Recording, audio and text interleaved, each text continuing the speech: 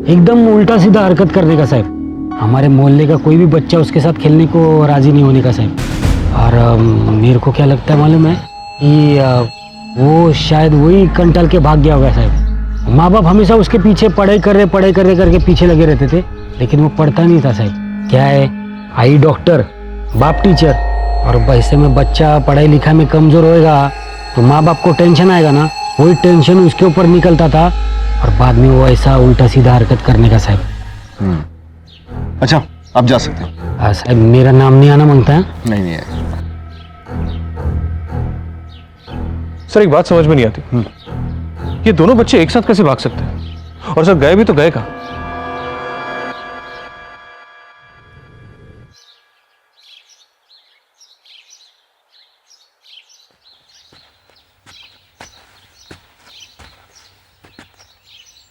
Madam, clinic में अभी तक ताला है। आज की सारी अपॉइंटमेंट्स कैंसिल कर दो। ठीक है मैम। मैम, अपॉइंटमेंट्स क्लिनिक की डायरी में नोट है। आप मुझे चाबियां दे दीजिए, मैं सबको बता देती हूँ। सामने वाली दराज में रखी है, ले लो। ठीक है मैम।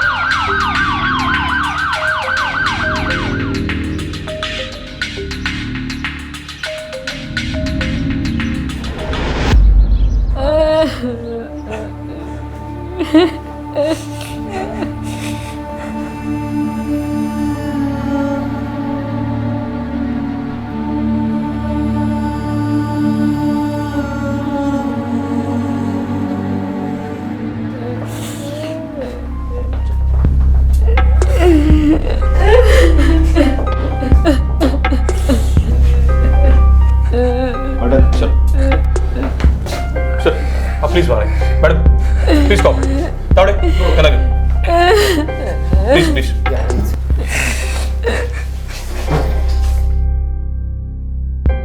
क्या सोच रहे हैं सर? एक नहीं, कई सवाल है। पहला, इसे जिसने भी मारा उसके मां के क्लिनिक में क्यों मारा? दूसरा, अगर मेहुल की लाश यहां पर है तो बड़ा बेटा राहुल कहां है? ये सब जुड़ा हुआ लग रहा है। कातिल घर में घुसा कैसे, वो बाहर निकला कैसे, राहुल कहां है? ये सब कड़ी अगर मिल जाए तभी मालूम पड़ेगा कि मेहुल के साथ क्या हुआ था। पाठक, तुम एक काम करो, राहुल के स्कूल जाओ, उसके टीचर्स और फ्रेंड के साथ बात करो। अच्छा।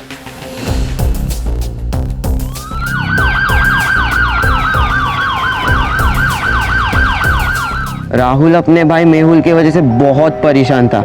उसे उसकी वजह से हर बार शर्मिंदा होना पड़ता था। ये सब क्या है? फिल्म स्टार के फोटो चिपका दिए हो बुक में? राहुल, तुम एक इंटेलिजेंट विद्यार्थी हो, मुझे तुमसे ये उम्मीद नहीं थी। अगली बार ऐसी गलती नहीं होना चाहिए, समझे? शर्मिंदा होना पड़ता था मतलब बेटा? मतलब मेहुल उसे रोज तंग किया करता था, हर दिन नई शरारत। राहुल, मैंने कहा छोड़ो इसे। इसकी वजह से आज मेरी बहुत इंसल्ट हुई है। इसने मेरे साइंस के प्रोजेक्ट खराब कर दिया, मैथ्स के ओबी के पेजेस फाड़ दिए। आखिर तेरी प्रॉब्लम क्या है? हाँ, तेरी प्रॉब्लम क्या है मुझसे? राहुल, ना खुद पढ़ता है ना मुझे पढ़ने देता है।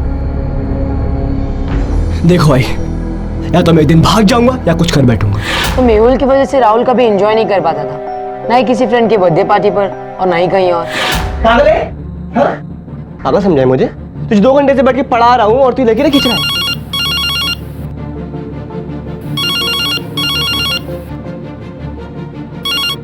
Hello hello. हाँ नेहा। नहीं आए ना तुम बर्थडे पर? वो नेहा, वो माँ ने बोला था भाई को पढ़ाने के लिए, लेकिन मैं थोड़ी देर में आता हूँ ना, बस अभी निकलता हूँ। कोई जरूरत नहीं है, पार्टी खत्म हो गई है।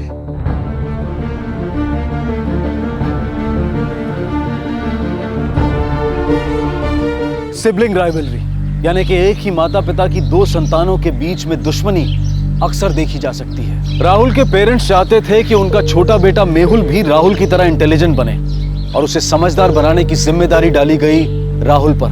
लेकिन मेहुल बाकी बच्चों से अलग था, वो किसी की नहीं सुनता था, राहुल की भी नहीं। और इसी वजह से राहुल अपनी जिंदगी में खिंचा खिंचा रहने लगा। वो अपने दोस्तों के साथ वक्त नहीं बिता पा रहा था, अपनी जिंदगी अपने हिसाब से नहीं जी पा रहा था और वो अंदर ही अंदर फ्रस्ट्रेट हो रहा था। क्या राहुल की यही फ्रस्ट्रेशन मेहुल की मौत का कारण बनी? क्या वाकई राहुल ने मेहुल का खून किया था और खुद फरार हो गया? अब कत्ल की वजह समझ में आ रही है सर, शायद सिबलिंग राइवलरी का मामला हो।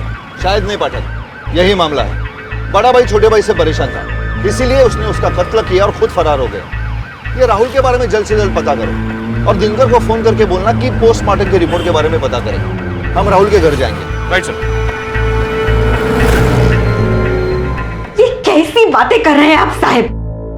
मेरा राहुल कभी ऐसा कर ही नहीं सकता। देखिए, ये सिर्फ पॉसिबिलिटी है।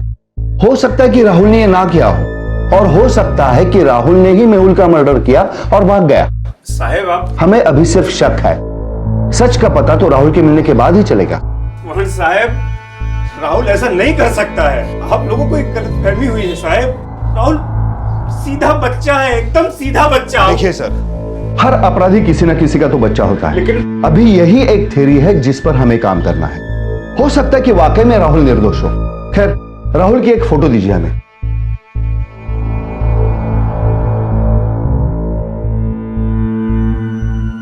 पाठक, ये फोटो सब जगह पे भेज दो।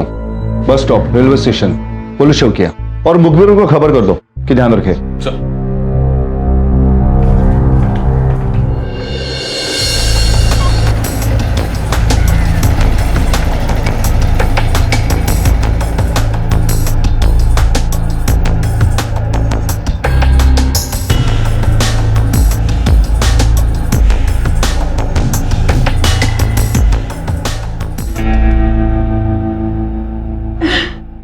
साहब, हमारे बेटे राहुल को कुछ पता चला?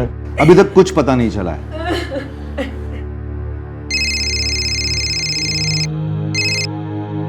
हाँ बोला, कहाँ? हम लोग अभी आते हैं। लगता है इस केस ने एक अलग ही मोड़ ले लिया है। अभी चलो हमारे साथ।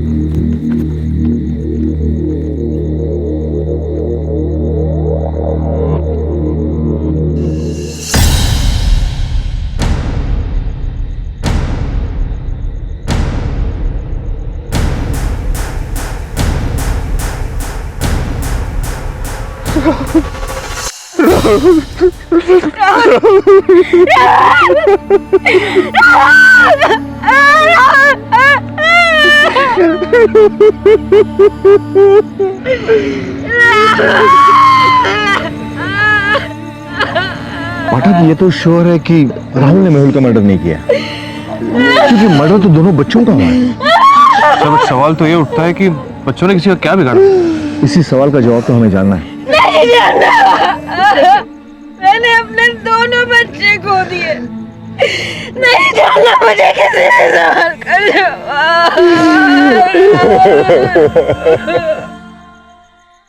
पुलिस जिस सिबलिंग राइवलरी की थ्योरी पर काम कर रही थी, राहुल की लाश मिलने के बाद वो गलत साबित हुई और अब पुलिस के सामने कई सवाल थे, जैसे कि अगर राहुल ने मेहुल का खून नहीं किया था तो फिर किसने किया था, और फिर राहुल का खून किसने किया था। एक की डेड बॉडी घर के साथ बने क्लिनिक में मिली थी और दूसरे की शहर से थोड़ी दूर एक सुनसान जगह पर। क्यों? पुलिस इतना तो समझ चुकी थी कि दोनों मर्डर्स एक दूसरे से रिलेटेड थे, लेकिन कैसे, ये पता लगाना इतना आसान नहीं था। पुलिस परेशान थी कि आखिर ये मामला क्या है, क्यों, कैसे और किसने किया था ये सब। अब पुलिस को इंतजार था पोस्टमार्टम रिपोर्ट का। सर, राहुल और मेहुल की पोस्टमार्टम रिपोर्ट्स आ गई और फोरेंसिक्स भी। इंटरेस्टिंग। पोस्टमार्टम की रिपोर्ट बता रही है कि बच्चों को पहले क्लोरोफॉर्म से बेहोश किया गया, फिर उसके बाद उनका ब्लड ट्रांसफ्यूजन किया गया। और कमाल की बात यह है कि उनकी मां डॉक्टर है और हादसा उसी की क्लिनिक में हुआ है। मतलब सर? मतलब यह पाठक, डॉक्टर सुनीता का रिकॉर्ड चेक करना होगा। मुझे उसके बारे में सब कुछ जानना है। Right sir.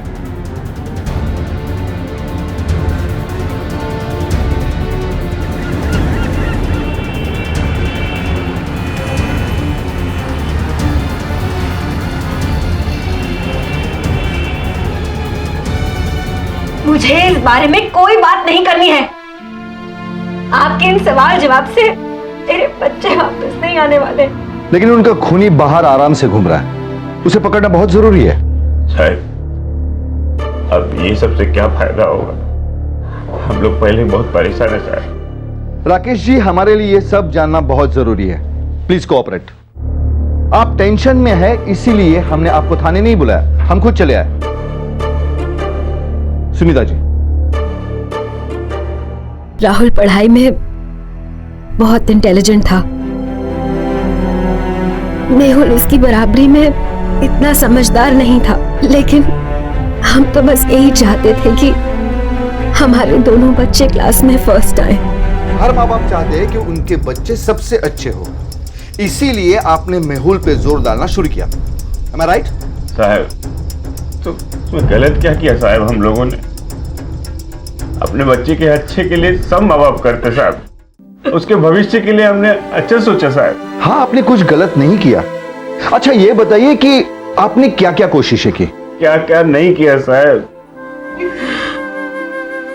उसको वो मेंटल एक्सरसाइज कराया, वो घर का नुस्खा।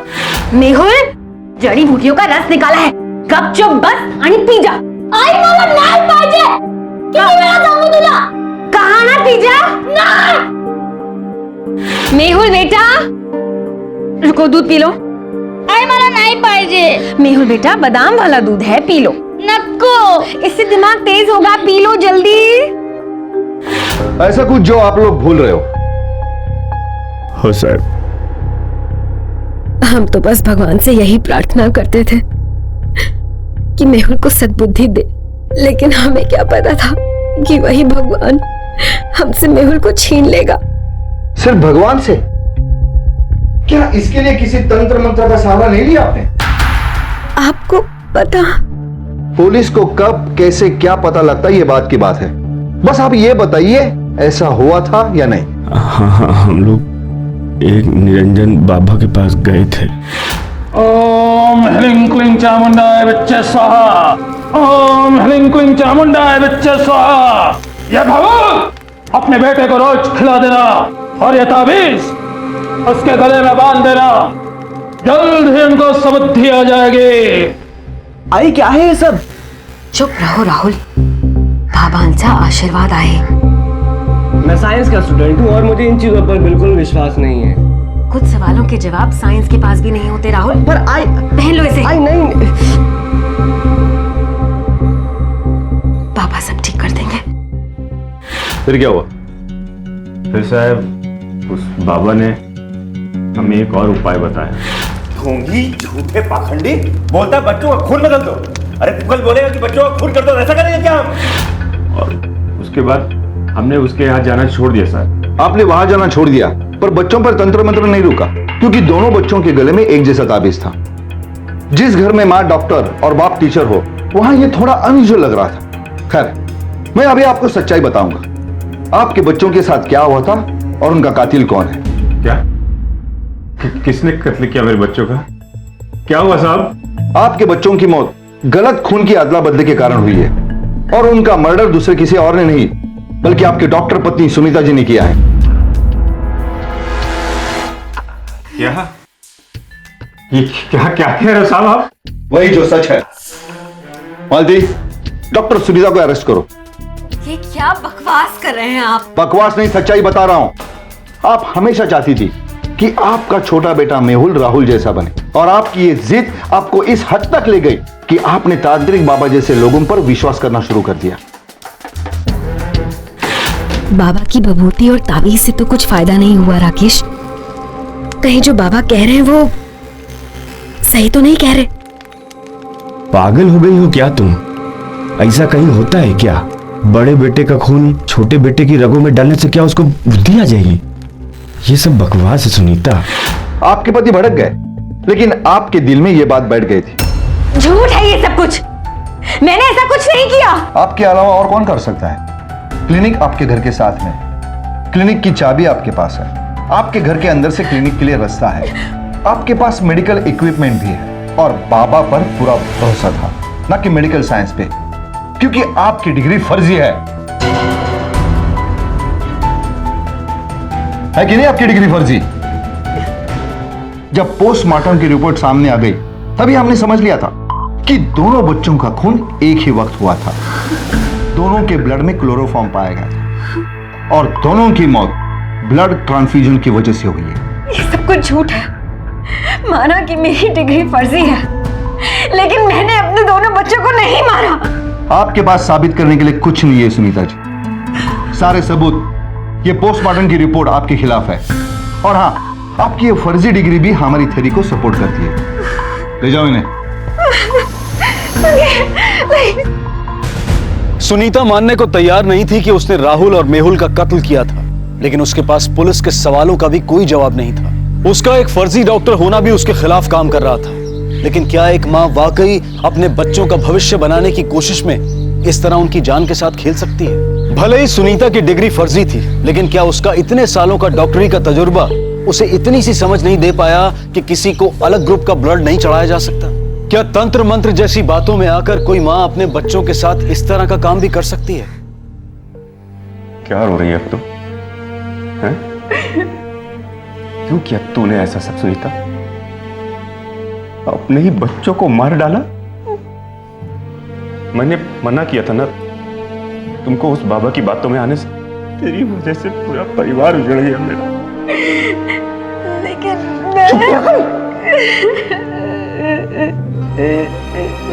फर्जी डॉक्टर है ना, इसलिए फर्जी बाबा पे भी यकीन आ गया तुझे। तेरी शक्ल नहीं देखना चाहता।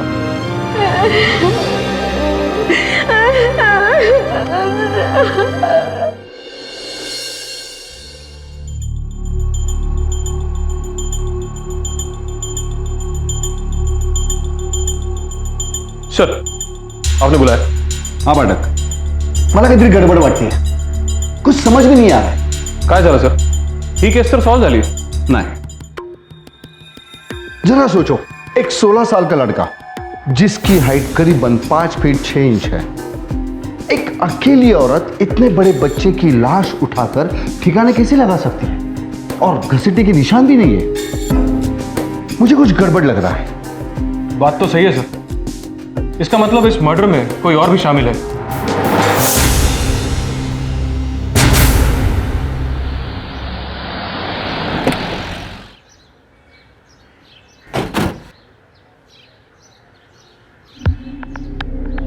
सर, यहां ताला है। कहां गए होंगे लोग? सर, पड़ोसियों से पूछ के देखते। इधर। राम राम साहब। ये घर पे कौन कौन आ? ये लोग ज्यादा मिलजुल वाले लोग नहीं थे साहब। खाली दूध वाला और भाजी वाला, वो भी दरवाजे तक। दोनों नवरा भाई को लोगों से मिलना जुलना ज्यादा पसंद नहीं करते थे। हमारी मोहल्ले की औरतें सुनीता भाभी से बातचीत कर लेती थी, राकेश भाव से बात करना थोड़ा मुश्किल था साहब। क्यों साहब? आदमी ने पूरा का पूरा घड़ी था साहब। मतलब सुबह 5 बजे उनके घर की लाइट ऑन हो जाती थी, रात को 10 बजे सो जाते थे। राकेश भाऊ जब नौकरी के लिए निकलते थे ना, तो हम लोग अपनी घड़ी मिला लेते थे। करेक्ट 8 मतलब करेक्ट 8, 1 सेकंड ऊपर नहीं 1 सेकंड नीचे नहीं। लोगों से ज्यादा बात करना पसंद नहीं करता था। एकदा क्या हुआ, मैंने पीछे से गलती से टोक दिया था। राम राम राकेश भाऊ, सकाळी सकाळी कुठे? शाळेला वाटतंय। ए क्या भाऊ, कितनी बार बोला तेरे को कि किधर जाने का तो पीछे से नहीं टोकने का बाबा। अभी फिर घर जाके पानी पी के आना पड़ेगा ना। ये क्या है यार? अच्छा, शगुन अपशगुन को मानते थे? मानता था, एकदम मानता था। अरे खाली नाम का टीचर है, काम से ऐसा एकदम अंधश्रद्धालु है साहब। हर गुरुवार को अपने दरवाजे और गाड़ी में नींबू मिर्ची बांधता था साहब। अब कहाँ मिलेगा? किती वाजले सर? 12। या वक्ताला शाळेत असेल। 2:30 बजे करेक्ट घर पे आ जाएगा। चलो स्कूल में जाके बात करें। अच्छा।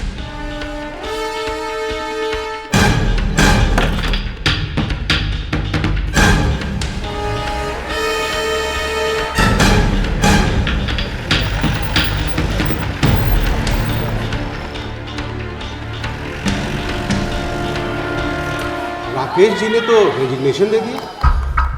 पर क्यों? बहुत परेशान थे। आपको तो पता ही होगा कि उनके बच्चे मारे गए थे और उनकी अपनी बीवी ही बच्चों की कातिल निकली। पूरा परिवार उजड़ गया। अब वो शायद इस शहर में रहना नहीं चाहते थे, शायद इसीलिए। और हम भला उन्हें रोक कैसे सकते थे? एक मिनट, वो परेशान कब से थे? कुछ दिनों से उनके बिहेवियर में अचानक बहुत ही बदलाव आ गया था। उनके गले में तुलसी की माला दिखने लगी थी, लोगों से बोलचाल भी उन्होंने बंद कर दिया था। क्लासरूम में वो अकेले ही बैठे बैठे कुछ संस्कृत में बुड़बुड़ाते रहते थे। शायद अपने बेटे मेहुल की वजह से वो बहुत परेशान थे। Mehul, what is this? आज तुमने फिर से होमवर्क नहीं किया? मैंने तुम्हें कितनी बार समझाया है, कब सुधरोगे तुम? चलो चलो, दरवाजे के पास खड़े रहो। Go and stand there. जाओ फास्ट।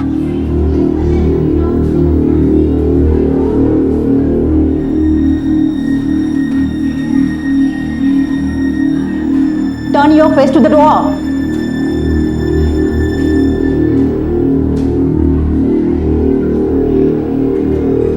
तो बच्चों, आज हम ये क्या कर रहे हो? राहुल, मेहुल, सॉरी, अरे कोई है क्या? अरे राकेश जी, ये बड़ी गंभीर बात है आपके बच्चे को लेकर। आप तो इतने अच्छे टीचर हैं। सर, इनके खुद के बच्चे को नहीं संभाला जाता तो दूसरे के बच्चे क्या पढ़ाएंगे ये? जब बच्चों को सुधारने का कोई और चारा नहीं बचता तो माँ बाप अक्सर जादू टोने जैसे अंधविश्वासों का सहारा लेने लगते हैं। मुझे लगता है कि उनके साथ भी ऐसा ही हुआ। वो शायद किसी तांत्रिक के चक्कर में पड़ गए थे। अचानक बच्चे के गले में ताबीज आ गया था और वो खुद भी काला टीका लगाकर स्कूल आने लगे थे। मैंने उनसे बात भी की। राकेश जी, रुकिए रुकिए रुकिए, ये सब क्या है? इसने काला टीका लगाकर स्कूल में नहीं आना चाहिए, उसे बच्चों पर बुरा असर पड़ता है। देखिए राकेश जी, मैं जानता हूं कि आप मेहुल को लेकर बहुत परेशान हैं। मुझे लगता है कि आप मेहुल को किसी को अच्छे डॉक्टर को दिखाना चाहिए, है? इन सब अंधविश्वासों में नहीं पड़ना चाहिए। सर, आजकल सब डॉक्टर फर्जी होते हैं, कुछ नहीं आता सर उन्हें। अब मेहुल की समस्या का हल देवी शक्ति ही करेगी साहब। मैं ये सब कुछ नहीं जानता, लेकिन कल से आप एक काला टीका लगाकर स्कूल में नहीं आएंगे, समझे? ये सब बताने के लिए शुक्रिया। पाठक, मुझे लगता है ये केस अभी तक सॉल्व नहीं हुआ है। Thank you.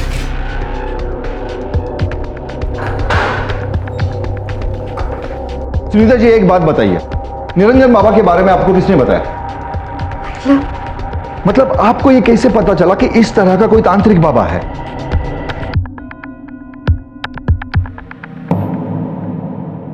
सुनीता, सुनीता। हाँ, मैं यहाँ हूँ। ओह, ये देखो, ये बाहर सड़क पे कुछ लोग तांत्रिक बाबा का पर्चा बांट रहे थे। इसमें लिखा है कि वो टोने टोटके से किसी भी तरह की बच्चों की परेशानी ठीक कर सकता है। आज के जमाने में ऐसा होता है क्या? टोने टोटके से बच्चों की परेशानी ठीक होती तो हमारा मेहुल नहीं क्लास में हमेशा फर्स्ट आ जाता? मेरे को तो यकीन ही नहीं होता। क्या राकेश ये जानता था कि आपकी डिग्री फर्जी है? जी हाँ। क्या इस घर के अलावा आपके और भी कई घर या जायदाद है? जी, शिरोली में एक छोटी सी जमीन है, वहां पर एक कमरा बना हुआ है। लेकिन ये आप क्यों पूछ रहे हैं? ये मैं आपको बाद में बताऊंगा, मुझे शिरोली जाना होगा।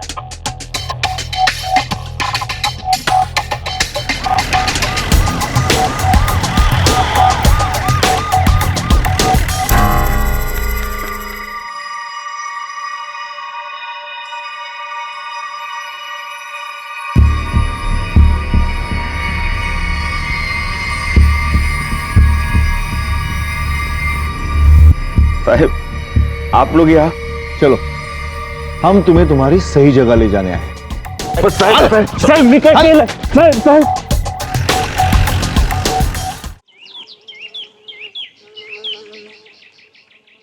पाठक, अब सच सच बताओगे या थर्ड डिग्री इस्तेमाल करोगे? क्यों मारा बच्चों को और कैसे? साहब मला माहित नहीं साहब, हमको कुछ समझ नहीं आया साहब क्या करने का है। साहब, मैं सब कुछ करके देख चुका था, लेकिन न कोई दवा काम आई, न कोई ताबीज, में कोई माला, लेकिन मेरे को मालूम था साहब सुनीता मेरा इस काम में साथ नहीं देगी। मैं क्या कहता साहब? सर मैंने सब तैयारी करी और अपने बच्चों को उठाया। रात के 1 बजे साहब दोनों को उठाया। पापा बेटा, आज तेरी और मेहुल की सारी परेशानियों का हल निकल जाएगा। आजा।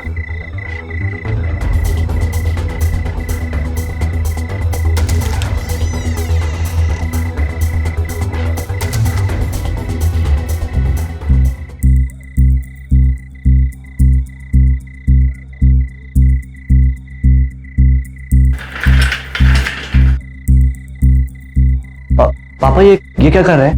बेटा कुछ नहीं, मैं जो कुछ कर रहा हूँ तुम दोनों की भलाई के लिए कर रहा हूँ। यार मेरे को लगा वो तांत्रिक बाबू बराबर बोल रहा है। साहब बच्चे को ब्लड ट्रांसफ्यूजन करने के अलावा कोई रास्ता नहीं था मेरे पास।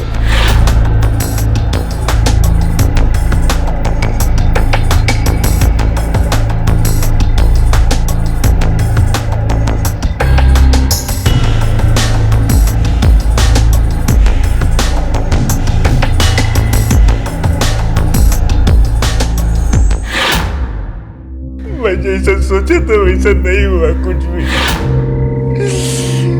दोनों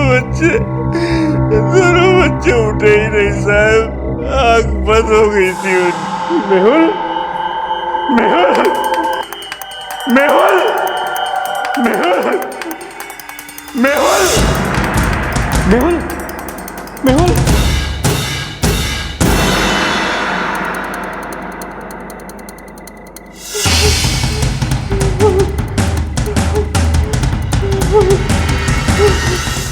बच्चों की लाश देखकर साहब मैं घबरा गया था।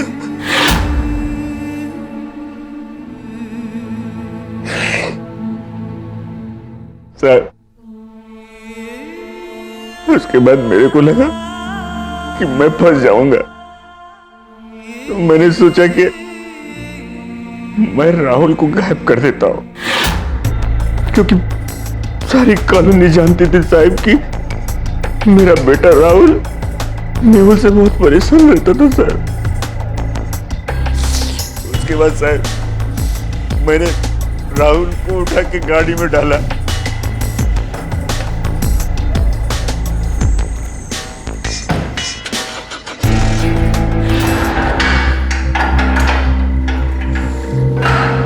अपनी बेवकूफी छुपाने के लिए अच्छी चाल चली आपने, लेकिन आप ये भूल गए कि पुलिस नाम की भी कोई चीज होती है।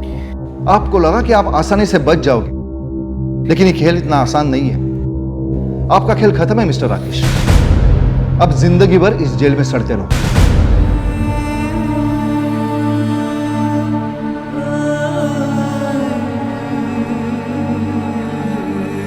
अंग्रेजी में एक कहावत है, excess of everything is bad, यानी अति हर चीज की बुरी होती है। जब कोई चाह अपनी हद पार कर जाए तब गुनाह का जन्म होता है। हर माँ बाप की इच्छा होती है कि उनके बच्चे समझदार हों, सबसे आगे हों, लेकिन राकेश की इस चाह ने एक अलग ही मोड़ ले लिया था और उसने वो कर दिया जिसकी कल्पना करना भी एक आम आदमी की सोच से बाहर है। तंत्र मंत्र जैसी अवैज्ञानिक बातों में आकर राकेश ने अपने दोनों बेटों को खो दिया। पढ़ाई लिखाई किसी के भी उज्जवल भविष्य के लिए बेहद जरूरी है, पर सोचने वाली बात यह है कि क्या जिंदगी में सफलता का पैमाना सिर्फ एकेडमिक्स है? बच्चों का दिमाग है, प्रेशर कुकर नहीं। आखिर कितना प्रेशर देंगे हम? और शायद ये वो प्रेशर ही था जिसकी वजह से मेहुल बागी हो गया था। न किसी की सुनता था, न किसी को कुछ बोलता था, लेकिन राकेश ये नहीं समझ पाया और उसने वो गलती कर दी जिसकी वजह से उसका पूरा परिवार तबाह हो गया। ये बेहद जरूरी है कि हम अपने बच्चों पर किसी भी तरह का दबाव न डालें, उन्हें अपनी बात प्यार से समझाएं और उनके मन की बात को समझने की कोशिश करें और उन्हें अपने सपनों को पूरा करने का एक मौका दें। अब मैं अनूप सोनी आपसे विदा लेता हूं, फिर मुलाकात होगी अगले एपिसोड में और खुलासा करेंगे एक और जुर्म का। तब तक अपना और अपने परिवार का ख्याल रखें और देखते रहें क्राइम पेट्रोल डायल 100। सबक एक को सीख हम सबको। जय हिंद। इस तरह के और भी एपिसोड देखने के लिए हमारे चैनल को सब्सक्राइब करें और बेल आइकन दबाना ना भूलें।